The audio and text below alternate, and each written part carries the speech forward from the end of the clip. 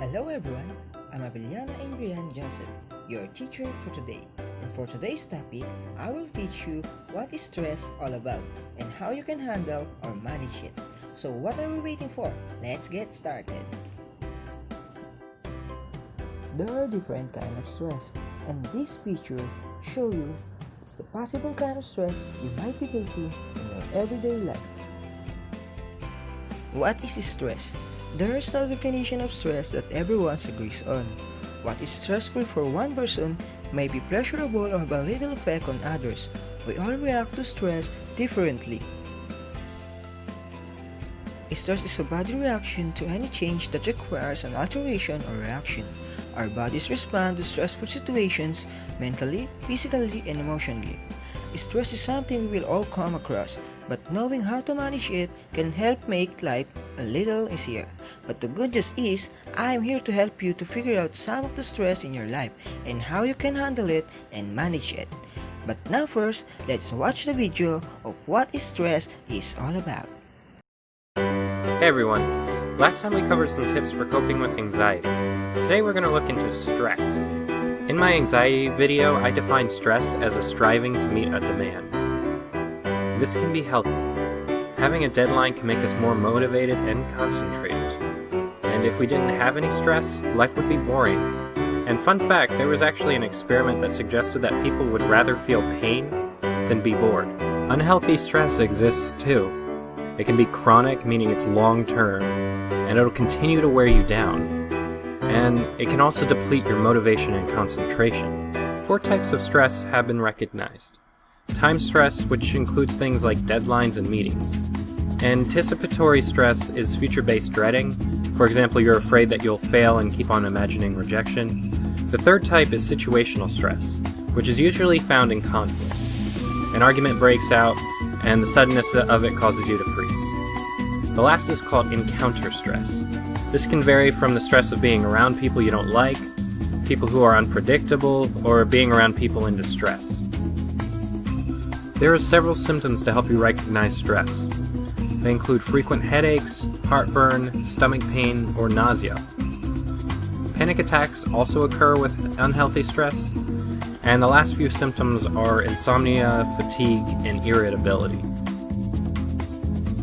There's this aspect of stress called general adaptation syndrome. It suggests that we cope with stress in 3 phases.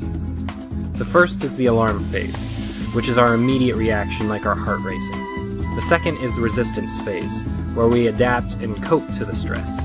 And the last phase is known as the exhaustion phase. This happens after frequently alerted to different stressors and adapting to them. After a while, you just get exhausted like the name suggests, and you may not be able to function normally. Here is a general overview on how we feel stress. 1. We judge the situation. We look at it to see whether it is threatening to our social status, values, time, our reputation, or survival. If it is threatening, it can trigger our fight, flight, or freeze systems. It can also trigger the alarm phase of the general adaptation syndrome. Secondly, we judge our capabilities to meet the demand of the threat. Resources like time, knowledge, emotional capabilities, energy, strength, and others are considered. Lastly, our feelings of stress will depend on how far out of control we feel and how well we can meet the threat with those resources. As an example, let's say someone has a deadline at school or work. That deadline is the stressor or the threat. It's threatening to our time and possibly to our reputation. Then we judge it against our resources. How much time do we have? If it's 2 days, we may feel very stressed. But if it's 2 weeks, we won't feel stressed that bad. Also, is it an important piece of work, or is it an optional thing we can do as a bonus? If it is really important, it will more greatly affect our reputation than the bonus work if we fail to complete it. Today we covered healthy and unhealthy stress types, symptoms, and how we feel stress. Next time we'll cover some stress management tips. Stress is everywhere. It can be on your surroundings, to your family, friends, studies, or even to yourself. The thing is, it is up to you how to cope with it. There are people that you don't even know that they are stressed. It is not because it's not a big thing to be stressed about. It is about how we will understand the stress and how to handle it. After learning what stress is all about, let's focus on how we can handle or manage stress as a student. As a pre-med or medical student, I'm sure you're more than familiar with stress. Whether it's finances, academic strain, or pressure from family, friends, and peers, you're not alone. Here's how to deal with stress as a student. Dr. Jabal, MedSchoolInsiders.com. As described by the Yerkes-Dodson law, mild amounts of physiological or mental stress actually improve performance, but only up to a point. Further increases in stress prove detrimental, not only in immediate short-term performance, but chronic stress can lead to a variety of physical and mental health issues as well. Ever since getting diagnosed with inflammatory bowel disease as a freshman in college, I began taking stress mitigation measures much more seriously. Many autoimmune conditions, including Crohn's disease, are exacerbated by unmanaged stress. These are the lessons I've learned over the years. While stress can be varied, including physical stressors like intense training or an illness, we'll be focusing on mental stressors that students face in day-to-day life. Academic stress is likely what you're most familiar with. This includes needing to learn and memorize large quantities of information, meet deadlines with projects or assignments, and of course, the stress of upcoming exams and maintaining good grades. Social stress includes peer pressure, the stress of new relationships, whether platonic or romantic, balancing your academics with social life, and adjusting to your new environment. After all, you may not yet be fully adjusted to living on your own without your family. Stress of daily life includes other factors like financial burdens, your daily commute, or balancing a part-time job. I don't believe there's a single best way to manage stress in all situations. There are a few foundations to focus on, and then a few targeted techniques depending on the specifics of the stressor. Let's start with the foundations. On a foundational level, you want to begin by focusing on organization. If you're enrolled in 4 classes, each of which has various assignments and test dates, it can quickly become overwhelming. By simply taking the time to get organized, such as putting class times in your calendar, including exam times and assignment due dates, you'll greatly reduce the sense of dread, chaos, and uncertainty you feel when approaching your academics. Organization extends to other aspects of your life too, like time management. Rather than approaching each day as a blank slate and then doing what you feel like when you feel like, try time blocking. During those hours when you know you'll be more focused and more productive, plan on setting aside a few hours for more intense and focused work or studying. During the hours when you know focusing will be difficult, block out time to get a workout in, or do laundry, or grab groceries. Staying organized in this way will also ward off procrastination, one of the most common and insidious stressors amongst students. And it mitigates the issues of balancing social stressors with academic stressors. If you know when to study and when to hang out with friends, you won't have to make the decision each time a social opportunity presents itself. In college, I was definitely more of a night owl. For that reason, I would roll out of bed around 8 or 9 a.m., go to lecture, and after classes, my brain would feel cooked, so I'd work out in the afternoon, then go home and eat. After cleaning up my dishes, this was the time I felt I could most effectively focus and get work done. In medical school, I became more of an early riser, and my schedule flipped. My best and focused work was in the mornings, and I stopped studying in the evenings. Don't be afraid to experiment, and try a new schedule out for a few days to see how it feels. Transitioning from night owl to early bird is common as one ages. On a foundational level, you should also know that exercise is a phenomenal way to let off steam, rather than bottling it up inside you. Loneliness is also an insidious factor that can exacerbate stress. Maintaining healthy social support and connections with friends is beneficial, so long as you don't overdo it and neglect other academic and personal responsibilities. As for the targeted strategies, my recommendations depend on the magnitude of the stressor and whether or not you feel the situation is manageable. When feeling overwhelmed or out of control, 2 things have proven most useful to me.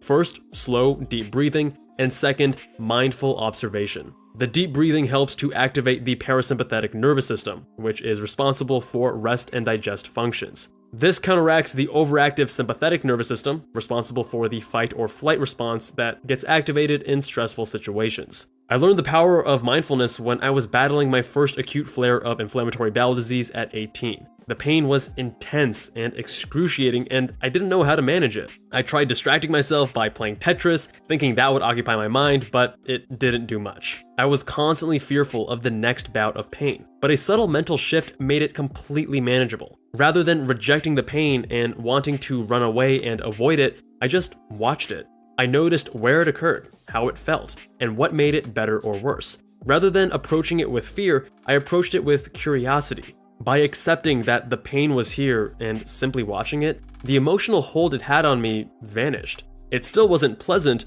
but my stress during the pain decreased, and the stress between bouts of pain had disappeared. You can use this same technique of mindful observation any other time you feel overwhelmed.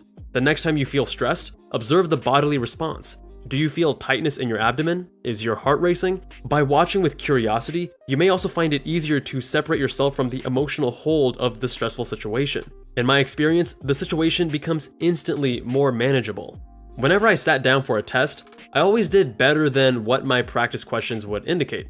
How? It all comes down to self-talk. When approached by a stressful situation, what dialogue occurs in your head? When it came to taking a test, I could feel that the pressure was on. Silence across the room, other than the shuffle of papers. No eye contact or interaction between students. The environment just felt higher intensity, and my body responded accordingly. That mild physiologic sympathetic response I felt was one of two things, either fear or excitement, and I could decide how to give it significance. I would approach each test with almost an adversarial relationship. It was me versus the test, and with the elevated stakes, my focus was improved. I was excited about it. In my head, the dialogue was bring it.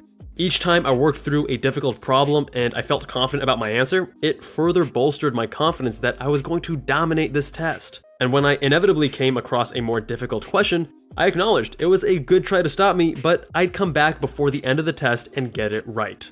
I understand this sounds ridiculous and way out there, but this worked for me. In fact, I'll admit I even enjoyed taking tests. Sure, studying had its moments of drudgery and boredom and I had to push through, but taking the test was like playing the sports game. It was showtime. In more extreme situations where I felt out of control or overwhelmed, I found deep breathing and mindful observation to be the most effective with grounding me. Adjusting my self-talk was most effective only when I was at a more moderate or mild stress level. Deep breathing and mindfulness made chaos feel manageable, and self-talk made the situation become fun. Whether it was a test or another stressor, my self-talk focused on the opportunity to be challenged, to do my best work, and to prove to myself that I could do more than I expected.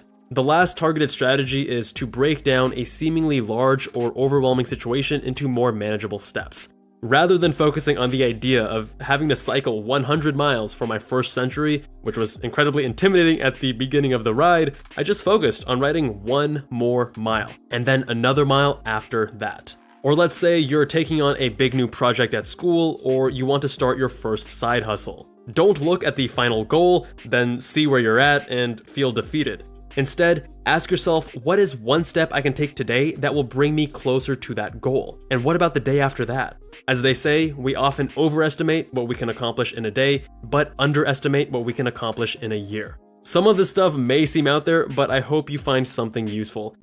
Stress is a part of our everyday life, and to manage and handle it is the thing that will end the day. Be more active rather than being lazy. One at a time is a big achievement. Most of the time, we are the one making ourselves stress. Example, we do not do time management. Instead of currently doing things, we do things a minute before the deadline.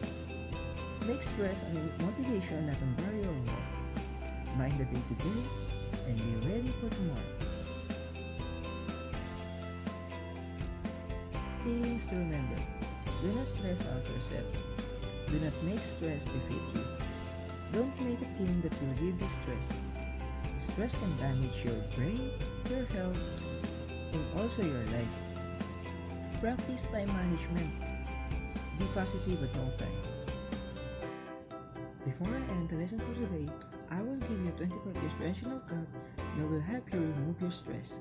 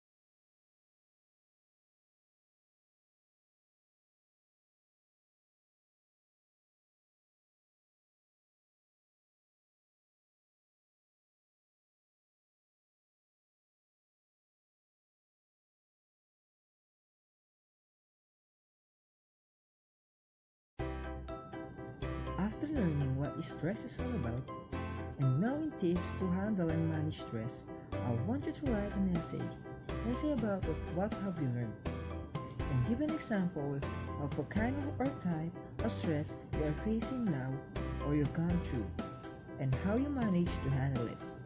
Send it to my email account. And that's all for today's topic. See you. Thank you for watching.